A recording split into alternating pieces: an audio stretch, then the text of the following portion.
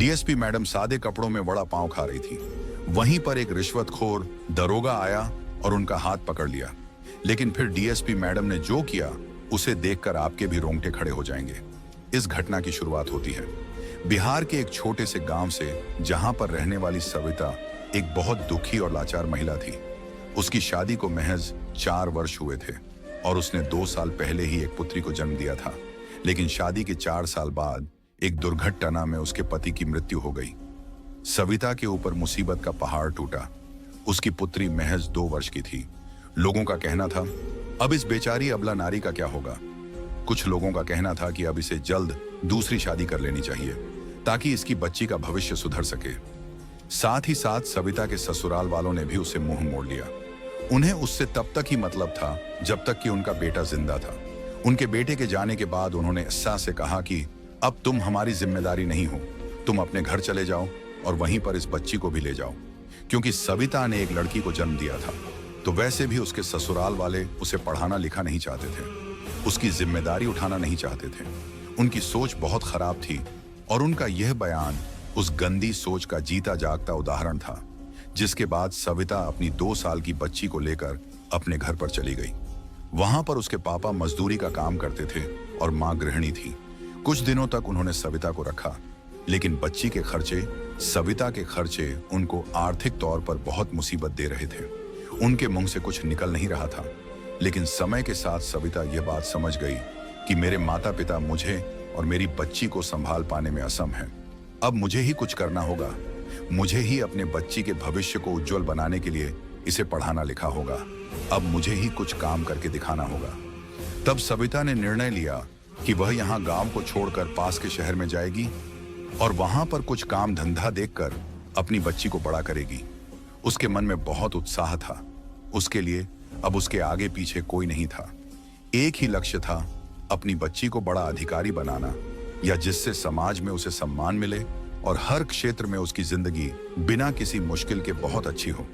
जब वह नजदीकी शहर में गई तो अपने लिए काम ढूंढने लगी, लेकिन उसे कहीं भी काम नहीं मिल पा रहा था। तब उसने सोचा कि मैं कुछ खाने पीने की दुकान लगा लेती हूँ। उस समय बड़ा पाव लोग बहुत पसंद कर रहे थे, जो मात्र 20 से RS 25 का आता था। साथ ही साथ उसे बनाना भी बहुत आसान था। मात्र 2 ब्रेड के अंदर एक आलू बड़ा लगाकर चटनी के साथ परोस होता था। सविता को लगा कि यह तो बड़ा आसान काम है, यह मैं आसानी से बना सकती हूँ।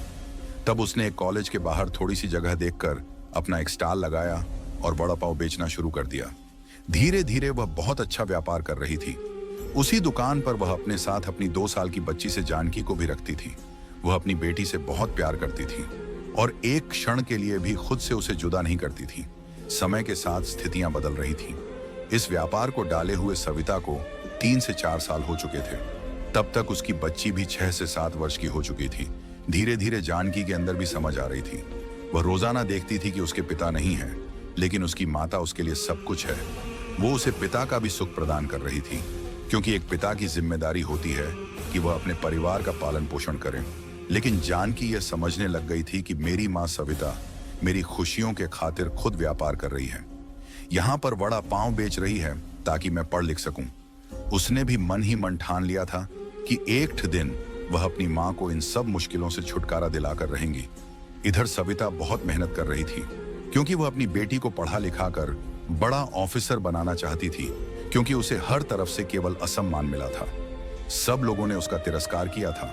पति की मृत्यु के बाद किसी ने उससे अच्छा बर्ताव नहीं किया, किसी ने उसे कुछ पूछा तक नहीं। लेकिन पिछले 4 सालों से वह व्यापार में बहुत अच्छा प्रदर्शन कर रही थी। वह रोजाना के 100 से 200 बड़ा पाव बेचा करती थी, जिस वजह से धीरे धीरे उनकी स्थिति बहुत अच्छी हो रही थी। लेकिन एक दिन कुछ ऐसा हुआ जिसके बाद सविता और जानकी की पूरी जिंदगी बदल गई। सरकार द्वारा उस शहर के अत्यधिक क्षेत्रों में फैले हुए अतिक्रमण को हटाने का निर्देश पारित किया गया। शहर के कोने कोने से उन खाना बेचने वालों को हटाया जा रहा था जो अवैध रूप से खड़े हुए थे, जो सरकारी जमीन पर खड़े हुए थे। एक दिन ऐसा आया जब पुलिस विभाग की एक टीम अचानक से सरिता के वड़ा पाव स्टॉल पर पहुंची और कहा कि तुम इस जगह पर दुकान नहीं लगा सकती, तुम रास्ता रोक रही हो, तुम जगह का दुरुपयोग कर रही हो। इस जगह पर पार्किंग खोली जा सकती है, तुम अवैध रूप से वड़ा पाव बेच रही हो। लेकिन सविता का कहना था कि साहब, मैं तो 5 घंटे ही शाम के समय दुकान लगाती हूँ, मुझ पर मेहरबानी करो, मेरी छोटी सी बच्ची है, मैं उसकी खातिर यह व्यापार कर रही हूँ, मेरे पति भी नहीं है। अगर आप मुझे 5 घंटे शाम के समय यहाँ दुकान लगाने की अनुमति देंगे तो मेरा घर बार बहुत अच्छी तरह से चलता रहेगा। लेकिन वह दरोगा बहुत ज्यादा रिश्वतखोर और कठोर था। उसने सविता को कहा कि ए चालक औरत, अपने पति की मौत का बहाना बनाकर, अपनी छोटी बच्ची की सूरत दिखाकर तू मुझे पिघला चाहती है। तेरा यह हथकंबा इस दुकान पर दिखाई दी तो मैं यह तेरी दुकान तोड़कर रख दूंगा। और वह दरोगा वहां से चला गया। तकरीबन 2-3 दिन भय के कारण सविता ने दुकान नहीं लगाई, लेकिन घर में राशन कम होने लगा। उसके पास कोई और चारा नहीं था। उसने हिम्मत दिखाई और फिर से अपना स्टॉल कॉलेज के बाहर बड़ा पांव का लगा दिया। लेकिन उसके नसीब बहुत खराब थे, क्योंकि उसी दिन पुनः उस दरोगा ने सविता को वड़ा पाव बेचते हुए देख लिया। वह गुस्से से आग बबूला हो गया। वह सविता के पास गया और कहा कि अगर तुम यहाँ पर ठेला लगाना चाहती हो तो मुझे 5,000 दे दो, मैं सारी बात संभाल लूंगा। जानकी भी यह सब नजारा देख रही थी, लेकिन सविता का कहना था कि मैं एक गरीब महिला हूं, मैं 5,000 एक दिन में आपको कहां से लाकर दूं। ये बात सुनकर वह दरोगा गुस्से से लाल पीला हो गया और उसने सविता का वड़ा पाव स्टॉल नीचे गिरा दिया, सारा सामान बर्बाद कर दिया।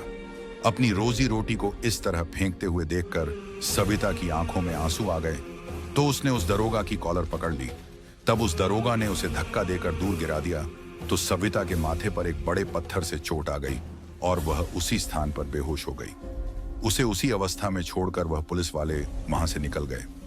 तब कुछ राह के लोगों ने उसे अस्पताल तक पहुंचाया।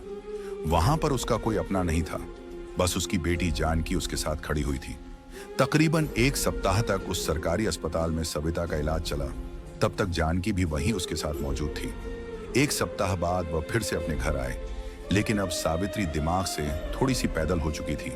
मस्तिष्क में आंतरिक चोट लगने के कारण उसकी याददाश्त कभी आ रही थी तो कभी जा रही थी, जिस वजह से वह पागलों की तरह हरकतें कर रही थी। उस समय जानकी महज 8 वर्ष की थी, लेकिन अपने सामने अपनी मां के साथ हुआ अन्याय उसके अंदर चिंगारी पैदा कर रहा था। वह जान चुकी थी जमाना कैसा है। यहाँ रिश्वत दो तो सब अच्छे हैं और ईमानदारी से काम करो तो सब अपने लिए ही बुरे बन जाते हैं।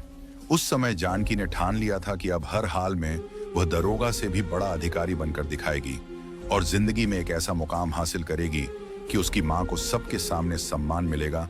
जिसके बाद उसने लोगों के घर में जाकर छोटा मोटा काम करना शुरू किया, क्योंकि सविता अब काम करने की हालत में नहीं थी। वह 8 साल की बच्ची लोगों के घर में साफ सफाई का काम कर रही थी, बर्तन धोने का काम कर रही थी।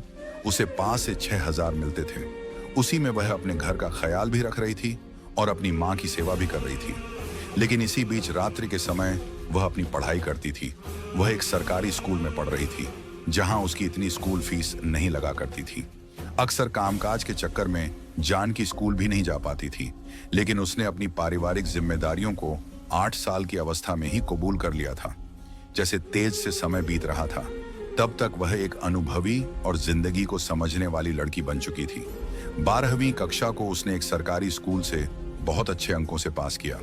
उसके शिक्षक उससे बहुत प्रभावित थे और जानकी को हमेशा समझाया करते थे कि तुम्हारा दिमाग बहुत तेज है, तुम जिंदगी में कुछ बड़ा कर सकती हो, तुम यह सब छोटे मोटे काम मत करो, तुम कुछ बड़ी परीक्षा की तैयारी करो, तुम उसमें जरूर सफल होंगी। लेकिन जानकी का कहना था, मैं भी बड़ी ऑफिसर बनना चाहती हूँ, लेकिन घर में बीमार माँ है, मैं उन्हें अकेला छोड़कर कहीं नहीं जा सकती, मुझे उनका ख्याल रखना है और वही मेरी सबसे पहली जिम्मेदारी है। लेकिन एक दिन ऐसा आया जब उनकी जिंदगी में कुछ अच्छा होने की शुरुआत हुई। सविता अब पूरी तरह से सही हो चुकी थी। उसने जानकी को समझाया कि बेटा, बचपन से लेकर आज तक तुमने बहुत बलिदान दिए हैं, लेकिन तुम्हें अब मेरा और तुम्हारा सपना पूरा करके दिखाना है, और वह सपना है बड़ा पुलिस अधिकारी बनने का। तुम चिंता मत करो, तुम पढ़ाई लिखाई करने के लिए दिल्ली जाओ। तुम जिस जगह पर साफ सफाई का काम करती हो, बर्तन धोने का काम करती हो, तुम्हारी जगह काम करने के लिए मैं जाऊंगी और मैं हर माह तुम्हारे लिए पैसा भी भेजूंगी। तुम अपने सपनों के साथ समझौता मत करो। तुम आज दिल्ली के लिए रवाना हो और वहां जाकर यूपीएसएससी की तैयारी करना। तुम अगर एक बार बड़ी अधिकारी बन गई तो हमारी जिंदगी की सारी मुसीबतें दूर हो जाएंगी और हमारे अच्छे समय की शुरुआत होगी। तुम्हारे पास गाड़ी होगी, तुम्हारे पास पावर होगी, तुम्हारा समाज में सम्मान होगा। मेरे मरने से पहले मैं एक बार तुम्हें उस मुकाम पर देखना चाहती हूँ। अपनी माँ से इस तरह का मोटिवेशन पाकर जानकी के मन में एक नई चिंगारी उत्पन्न हुई। उसे अब अपना आगे का लक्ष्य मिल चुका था। अपने शिक्षकों का आशीर्वाद उसके ऊपर था, जिसके बाद सविता ने एक बार फिर से कमान संभाली और काम में लग गई। और इधर जानकी दिल्ली के लिए रवाना हो गई। दिल्ली पहुंचने के बाद उसने देखा कि वहां तो भर भर के महंगाई थी। छोटे छोटे कोचिंग सेंटर वाले भी लाखों रुपए ले रहे थे। उसकी माँ बहुत गरीब थी। आखिर वह इतना पैसा कहां से लाती? तब पुस्तकालय में जाकर वहीं पर बैठ बैठ कर जानकी पढ़ाई करती थी और यूपीएससी की तैयारी करती थी। जो पुस्तकालय चलाता था वह रोजाना देखता था कि जानकी घंटों तक पुस्तकालय में बैठी रहती है और किताबें पढ़ती रहती हैं। एक दिन उसने जानकी से पूछा कि तुम रोजाना यहाँ आती हो, आखिर इसके पीछे क्या कारण है? क्या तुम्हारे पास पढ़ने के लिए जगह नहीं है या किताबें नहीं हैं? तब जानकी ने उससे कहा कि मैं वैसे तो कोचिंग संस्थान में यूपीएससी की तैयारी करना चाहती हूँ, लेकिन फीस लाखों में है और मेरी माँ इकलौती है, उनके पति भी नहीं है। मेरे पापा का बचपन में ही देहांत हो गया था। मैं उनके ऊपर इतना प्रेशर नहीं डाल सकती। उन्हें मुझसे बहुत उम्मीद है, इसलिए मैं रोजाना घंटों तक इसी पुस्तकालय में ध्यान अर्जित करती हूँ। उसकी इस बात पर उस व्यक्ति को तरस आ गया। वास्तविकता में वह काफी अच्छा इंसान था। उसने आगे एक एनजीओ के बारे में जानकी को बताया। जानकी जब उस एनजीओ से जुड़ी तो उसकी मार्कशीट देखकर एनजीओ वाले भी बहुत प्रभावित हुए, क्योंकि वह ऐसे ही बच्चों की तलाश में थे जो पढ़ाई लिखाई में तो बहुत अच्छे थे, लेकिन अपने दुर्भाग्य के कारण, गरीबी के कारण फीस भर पाने में सक्षम नहीं थे। अब जानकी को एक बहुत अच्छा बेस मिल गया था, जिनके माध्यम से वह जिंदगी में कुछ कर सकती थी। उस एनजीओ ने अपने खर्चे पर अपनी देश की बेटी को आगे बढ़ाने के लिए एक दिल्ली के बहुत अच्छे कोचिंग संस्थान में उसका दाखिला कराया। अब जानकी को मौका मिल चुका था और वह हर हाल में उस मौके को हासिल करना चाहती थी। उसने रात दिन एक करके पढ़ाई लिखाई करना शुरू कर दिया। वह हर हाल में यूपीएससी की परीक्षा पास करना चाहती थी, क्योंकि उसे जो एसएलशिप मिली थी वह एक वरदान से कम नहीं थी। उसे ऐसा लग रहा था, भगवान ने इन एनजीओ वालों को मेरे लिए ही भेजा है ताकि मैं जिंदगी में कुछ कर सकूं। उसकी राह में बहुत सारी दिक्कतें आईं, लेकिन उसने सब ओर से ध्यान हटाकर केवल और केवल अपनी पढ़ाई पर ध्यान रखा, क्योंकि वह जीत की वैल्यू जानती थी। एक इंसान जिसे सफलता ही सफलता मिल जाए, वह कभी सफलता का स्वाद नहीं चख पाता, वह कभी उसके महत्व को नहीं समझ पाता। लेकिन जो लोग बचपन से गरीबी से शुरुआत करते हैं, जिन्होंने बुरा समय देख रखा होता है, वह जानते हैं कि सफलता की वैल्यू क्या है, अच्छे समय की वैल्यू क्या है। और वो वैल्यू जानकी के अंदर कूट कूट कर भरी थी, इसलिए उसने अपना ध्यान बिल्कुल भी नहीं भटका और रात दिन एक करके उस कोचिंग संस्थान में बड़ों के मार्गदर्शन में, अच्छे टीचर्स के मार्गदर्शन में यूपीएससी की तैयारी करने लगी। उसे विश्वास था कि वह जरूर कुछ बड़ा करके दिखाएगी। और जब जब यूपीएससी की परीक्षा आई तो उसने देश भर में बहुत अच्छी रैंक हासिल करी और इंटरव्यू भी अपनी योग्यता के आधार पर बहुत अच्छी तरह से निकाल लिया। उसके नंबर के आधार पर उसे डीएसपी का पद सौंपा गया, जो कि काफी उच्च और पावरफुल ओहदा था। अब उसके पास गाड़ी थी, सरकारी आवाज था और अच्छी खासी समाज में सम्मान भी जानकी हासिल कर चुकी थी, जो उसके माता के सैक्रिफाइस का और बलिदान का प्रतीक था। उसने अपनी माँ को फोन करके जब इसकी खबर दी तो उन्हें बहुत खुशी महसूस हो रही थी। साथ ही साथ आंखों में आंसू थे, क्योंकि बचपन से लेकर आज तक सविता ने जो सहा था वह एक मजबूत नारी की मिसाल थी, क्योंकि उसके पति के जाने के बाद कोई उसका सहारा नहीं बना। वह चाहती तो अपनी बेटी को भी मजदूर बना सकती थी, लेकिन खुद काम करके वड़ा पाव का ठेला लगाकर उसने अपनी बेटी को पढ़ाया लिखवाना और आज भी कामकाज कर रही थी ताकि उसकी बेटी पीएसएससी में पास हो सके। लेकिन अब उसके अच्छे दिनों की शुरुआत होने वाली थी। इधर जानकी जब डीएसपी बनी तो मन में खुशी तो थी, लेकिन बचपन का वह दृश्य आज भी याद आता था। किस प्रकार उस रिश्वतखोर दरोगा ने अतिक्रमण हटाने के नाम पर मेरी मां को चोट पहुंचाई थी, उसका वड़ा पांव का थैला तोड़ दिया था। वह मन ही मन उस घटना को सोच सोच कर घुटती रहती थी। इसलिए वह अक्सर डीएसपी बनने के बाद गरीबों को न्याय जरूर दिला जाती थी। वह यह बात समझती थी कि अमीर लोगों के पास तो बहुत पैसा होता है और अपने पैसों के दम पर वह अपना हर काम करवा लेते हैं, लेकिन जो गरीब लोग होते हैं वह अक्सर सिस्टम का शिकार बन जाते हैं। वह अक्सर अपनी इच्छाओं को पूरा नहीं कर पाते। उनके साथ अन्याय होता है क्योंकि उनके पास रिश्वत देने के लिए पैसे नहीं होते और हर बार उन्हें केवल और केवल पुलिस वालों से व अन्य क्षेत्रों से परेशान ही होना पड़ता है। लेकिन जो इंसान इन सब से होकर गुजरा हो वह इन लोगों का दर्द अच्छी तरह से समझ सकता है। इसीलिए डीएसपी जानकी मैडम हमेशा गरीबों की सहायता किया करती थी। लेकिन एक दिन कुछ ऐसा हुआ जिसने उनके सारे जख्मों पर नमक लगा दिया। एक समय पर वह 2-3 दिन की छुट्टी पर चल रही थी। वह अपनी मां को समय देना चाहती थी। इस वजह से उन्होंने ऑफिस से 2-3 दिन की छुट्टी ली थी ताकि वह अपने मां को पूरा शहर घुमा सके और ड्यूटी से हटकर कुछ समय उन्हें दे सके।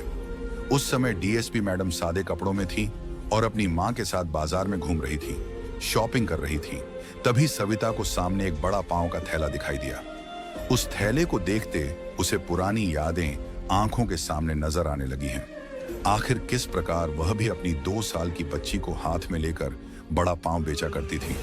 उसने जानकी से कहा कि बेटा आज मुझे बड़ा पांव खाना है। तुम्हें याद होगा बचपन में हम भी बड़ा पांव बेचा करते थे। चलो आज पुरानी यादों को ताजा करते हैं। जिसके बाद डीएसपी मैडम सादे कपड़ों में अपनी मां के साथ उस दुकान पर बड़ा पाव खाने लग गई। लेकिन वहां पर फिर एक ऐसी घटना हुई जिसके बारे में आपने सपने में भी नहीं सोचा होगा। एक रिश्वतखोर दरोगा उस दुकान पर पहुंचा। एक अनजान महिला बड़ा पाव बेच रही थी। उस रिश्वतखोर दरोगा ने बड़ा पाव बेचने वाली महिला का हाथ पकड़ लिया और उसे दुकान से बाहर खींचकर कहा कि कल तुम्हें समझाया था कि यह जगह अवैध है, सरकारी है। तुम्हें यहां बड़ा पाव बेचने का कोई अधिकार नहीं है। अगर तुम कल मुझे यह फिर दिखाई दी तो तुम्हारा सारा सामान फेंक दूंगा और किसी किया को मुंह दिखाने लायक नहीं छोड़ूंगा। सादे कपड़ों में डीएसपी मैडम यह सारी बातें सुन रही थी। जब वह दरोगा वहां से गया तो वह महिला फूट फूट कर रोने लगी। तब डीएसपी मैडम ने उस महिला से कहा कि तुम चिंता मत करो, मैं इस एरिया की डीएसपी हूं और इस दरोगा ने जो है मैं अपनी आंखों से देख चुकी हूं। कल तुम इसे फिर से यहां आने दो। मैं इसे एक ऐसा सबक सिखाऊंगा, आ जाएगी। जिसके बाद अगले दिन फिर अपनी मां के साथ डीएसपी मैडम सादे कपड़ों में उस वड़ा पाव की दुकान पर बैठकर वड़ा पाव खा रही थी। कुछ देर में वह रिश्वतखोर दरोगा फिर वहां पहुंचा और स्टॉल को देखकर लाल पीला हो गया। वह गुस्से में उस महिला को अनाप शनाप सुनाने लगा और उसके वड़ा पाव का थैला फेंकने ही वाला था। इतनी ही देर में डीएसपी मैडम उठी और उस दरोगा को जोरदार थप्पड़ लगाया। वह चारों खाने चित्त हो गया। वह समझ चुका था कि यह हाथ किसी साधारण महिला का नहीं हो सकता। घबराकर हाथ जोड़ते हुए पूछने लगा कि तुम कौन हो। तब डीएसपी मैडम ने कहा कि मैं इस एरिया की डीएसपी हूं, मेरा नाम जानकी है। तुम्हारी हिम्मत कैसे हुई मेरे इलाके में गरीबों को परेशान करने की और ई बाता रिश्वत मांगने की।